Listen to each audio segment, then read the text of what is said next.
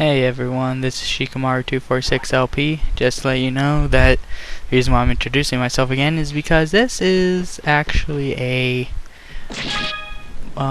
post-commentary recording. Pretty much during editing I realized I can cut the audio, or not the audio but the video, but I didn't know how to cut audio. So it would have been a mess if I would have posted it, because there was a lot of stuff I had to cut out. But I'll explain exactly what I was doing here. Right here is just explain that the battle area, that it is pretty much overrun with PKs or monsters, and inside it there's actually a character who's in danger from one of those two.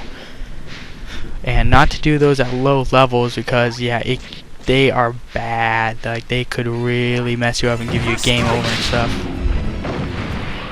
Now, I wanted to decide to cut here, but I decided not to, so I could explain about these new enemies, the wild kettles that it shows me fighting right now. And right there, that is a roofing, a beast character that uses water magic skills. And so here, I just cut to a different battle so I can show off Beast Awakening.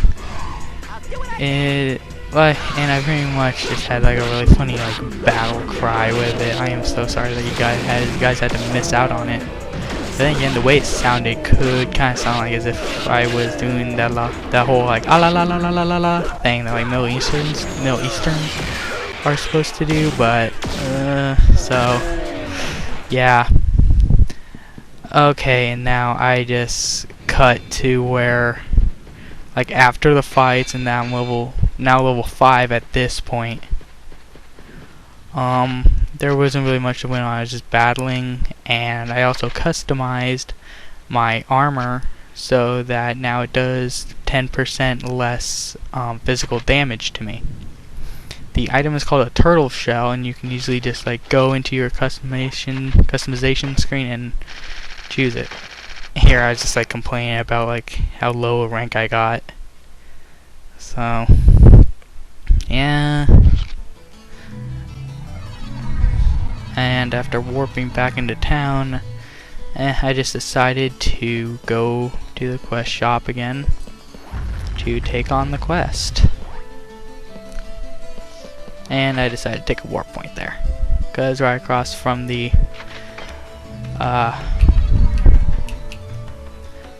what is it? The quest shop is the platform for the central district. So yeah, just if you need a quick way to get there, just go through that.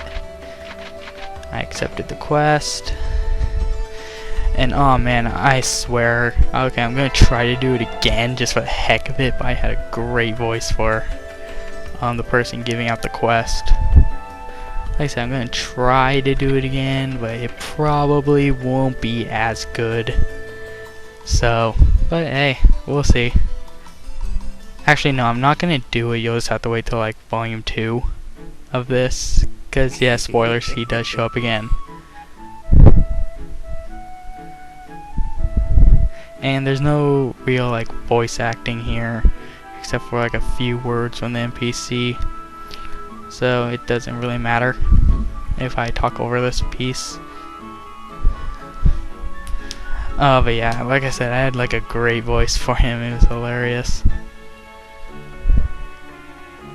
It very much sounded like one of the stereotypical old man things, you know, the yeah, damn kids today and their hippity hop music and baggy pants and yeah, get off my lawn, that kind of voice, you know. It was funny. Well, anyway, here's the quest starts. It's pretty difficult to kick the king. King Chim Chim? Isn't that the huge one? Oh, yeah, of course it's the huge one. He said it was a giant Chim Chim with a magnificent crown on his head. Heading back to the Chaos Gate. Man, I swear, you know that song on that old movie Oliver and Company, Why Should I Worry?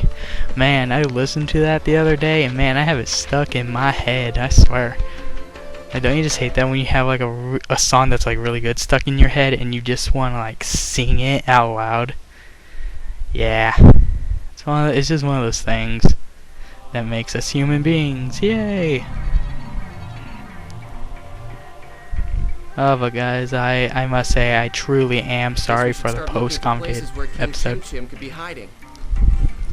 King Chim Chim attacks by jumping on you, so watch out. I wonder where he is. Yeah, I pretty much made a joke here that deals with how big the King Chim Chim is, like how big he gets after kicking him. And yeah, I pretty much just made it a fat joke by saying that he attacks by sitting on you pretty much. Even though syllabus says he jumps on you, but that's not the point. And here I was explaining a chim switch, where pretty much well, it's actually called a chim button, but I was explaining how you actually get rare chim chims a lot faster in that than you do in carts, believe it or not. And of how like there are some breakable objects in the areas that give you like loads of chim spheres. Like for instance, in like fields you get trees, in dungeons, a cave dungeon, you'll get like a mushroom, and in like shrines you'll get like a basket. And so not that much went on in this episode. Most of it actually went to fighting. This video is actually originally like almost 21 minutes long, but then I had to cut like a lot of stuff out, which I actually did with this one since I'm doing post commentary for it. But when I did it, I realized that the audio wasn't cut, so at the point where I used Beast Awakening, the audio that I put in there wouldn't have shown up until like far after the video was actually even over. So that was a big letdown on my part, so I had to, like I keep saying, like a broken record, I did post commentary. Sorry. It's a Heartless. Like seriously, look at its face. It looks like a Heartless from Kingdom Hearts. It's a new It has like a completely black face and yellow eyes. It's a Heartless. Huh? Haseo, King Chim Chim will show up if you kick the Nue. What? So, we just need to kick it. And basically, I just explained like what lucky animal is. That's what that Nue over there is. It's pretty much an animal where if you kick it, it'll give you like some kind of special prize, like money, upgrades, items. Well, not really upgrades, but just like money and items, maybe even experience. But if you kick an unlucky animal, if you fail to kick it, if you fail to kick a lucky animal unlucky animal three times, it will either curse you or take money away, depending on what it is. But if you kick it 3 times, it'll just run. And that's King Chim Chim. You have to kick it 10 times, and then you're good.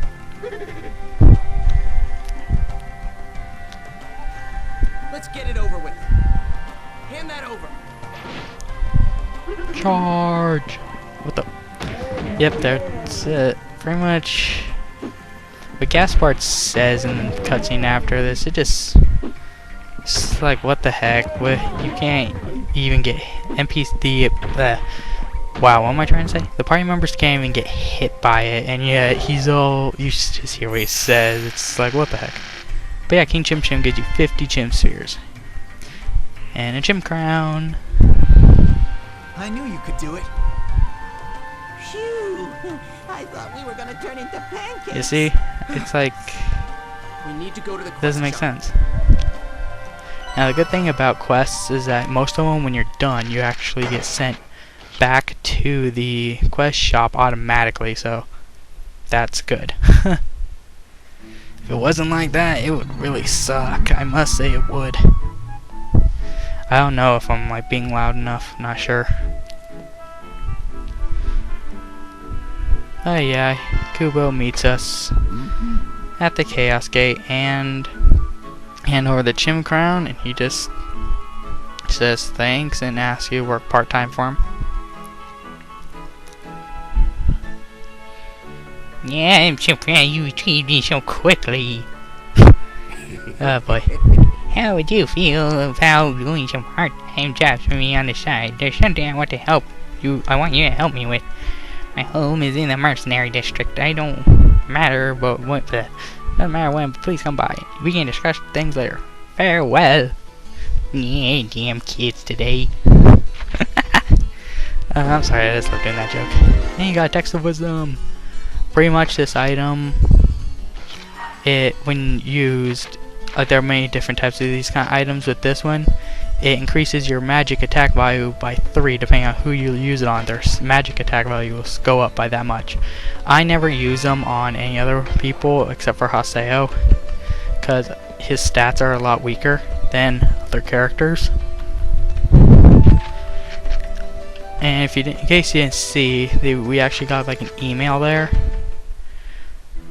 We actually have, I think, 3 or 4 emails. So I pretty much explained them. One of them was a campaign from CC Corp for the Chim Kicker campaign. I actually re-explain what that is after, like, it's actually done, like when I'm starting to do it. Because to do a 100% in this game, you actually need to do all quests, especially one that's extremely annoying later on in the game, called the Bickman quest, where you have to pretty much go around all over the game looking for and talk to every single individual player. And yeah, this email here is actually by an original character, like from the original .hack games, and pretty much she is just like talking to her old friend Kite about like her brother and stuff like that, and how she like is possibly in love with Kite, but she's just like joking around apparently. But I bet she is. I can tell. Well, seems like this episode is almost over, so I hope you don't mind entirely that this is a post-commentated episode. Goodbye. Good night, everyone. See you.